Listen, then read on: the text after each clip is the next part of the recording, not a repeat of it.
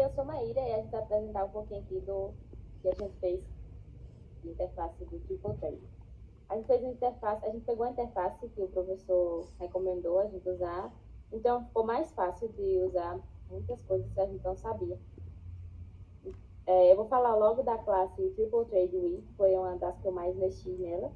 Ela vem com todas as outras classes importadas e algumas coisas a mais, como por exemplo a Arraylist, a lista, random, essas coisas. Aí passando logo para a parte realmente da classe, a gente tem algumas variáveis, que é algumas final e algumas estáticas. Por exemplo, player 1, player 2, para ser jogador 1, para ser jogador 2, tal qual os comentários já dizem o que faz. Aí eu adicionei nessas variáveis um current player, que é a variável para acompanhar o jogador atual. Ela vai servir para quando trocar a carta, ela continuar capturando. E aí, depois dessas variáveis, a gente vai logo para a classe em si. Tem um métodozinho da classe que a gente vai usar depois de todas as dimensões, das configurações de janelas que isso aí já veio junto com a interface que o professor recomendou. A gente, depois de inicializar as jogadas, que vai passar as cartas, vamos definir as cartas aleatórias. Aí embaixo, um pouquinho, a gente tem a parte para fazer o tabuleiro e selecionar 5 cartas aleatórias para cada jogador. Depois que ele seleciona essas cartas aleatórias, a gente pega o nome dos jogadores.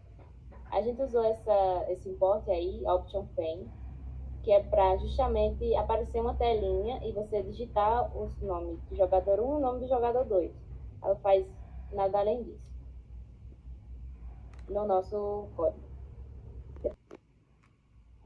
Pronto, continuando aqui, a gente tem o nome dos jogadores, com as informações das cartas e a cor de cada um. Depois o painel é criado e agora a gente vai falar um pouquinho, vou deixar para a Agnes continuar a explicação. Bom, eu me chamo Agnes e agora eu vou explicar o restante do código. A gente continua inicializando as cartas de jogador P1 e P2 e desativa inicialmente o jogador 2. Define o jogador 1 como jogador inicial e coloca todas as cartas ao open, para não ficarem viradas, para ficar as cartas viradas pra gente. Aí aqui a gente vai criando o painel, adiciona os componentes na interface e por aí vai. Bom, continuando aqui, a gente vai para a função switch turn, que verifica se o jogador atual é o player 1. Se for, quer dizer que ele já jogou, e a gente muda para o player 2 e bota as cartas do player 1 falso e do player 2 verdadeiro.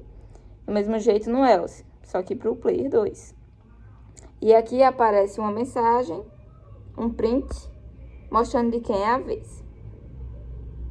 E aqui a gente retorna todas as dimensões necessárias para o jogo. Eu sou Maria Tereza e eu vou explicar um pouco da classe Board. Aqui a gente tem todos os imports de todas as coisas que a gente vai precisar, array list, list e coisas das outras classes. A classe em si, ela começa com todos os atributos, a lista de cartas, os sons e os componentes do tabuleiro. Aqui a gente tem um construtor, fazendo tudo bonitinho para inicializar o tabuleiro. O método de adicionar cartas, que vai servir para adicionar as cartas no tabuleiro, e dentro dela a gente chama o Capture Adjacent Cards, que vai fazer a verificação de cartas capturadas. Se eu colocar uma carta no tabuleiro, verifica se eu posso capturar alguma outra carta que esteja do meu lado, acima ou abaixo. Aqui tem o for para verificar todas as posições, entra no if se a posição for válida, vai verificar se eu consigo capturar a carta. Eu atualizo também o painel de pontos com a pontuação dos jogadores e eu chamo recursivamente essa função por caso de eu poder capturar mais de uma carta fazendo o combo.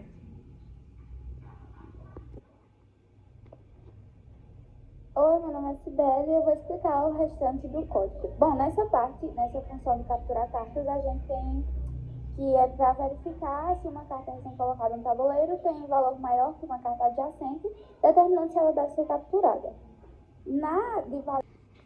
Bom, continuando, aí a gente tem a função de validar a posição, que ela confirma se uma posição no tabuleiro está dentro dos limites de uma matriz 3x3.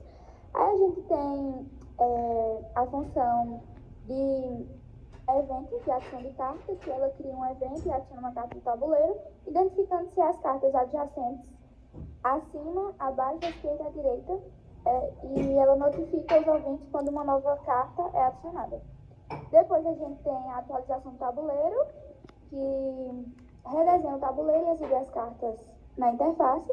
Temos a notificação de posição, que ela notifica os ouvintes sobre os cliques em posições específicas do tabuleiro. Também temos a reinicialização do tabuleiro, onde ela limpa o tabuleiro, removendo todas as cartas. E temos a inicialização, que ela cria os componentes da carta para cada posição do tabuleiro, permitindo os cliques. E depois a gente tem os métodos de acesso, e eles retornam os dados com a matriz dos componentes do tabuleiro e todas as cartas carregadas. É isso. Eu vou falar aqui um pouco sobre o que a gente mudou nessas duas classes, a Player e a Player Cards, que foi só tirar o final da pontuação do jogador e fazer um método de update points para toda vez que o jogador conseguir capturar uma carta, ele ganhar um ponto. Enquanto na Player Cards a gente só mudou no parâmetro aqui para pedir o Score Panel para poder atualizar lá dentro do board toda vez que um jogador fizer um ponto a mais. Que também muda aqui, pedindo tanto o Player quanto o Score Panel. Pronto, agora eu vou falar um pouquinho sobre a carta data, que a gente não modificou nada nela, que é sobre os atributos da carta, a imagem, nome, números, essas coisas do tipo. Bom, essa classe aqui também a gente não modificou e ela é usada para ler as imagens e salvar nas cartas.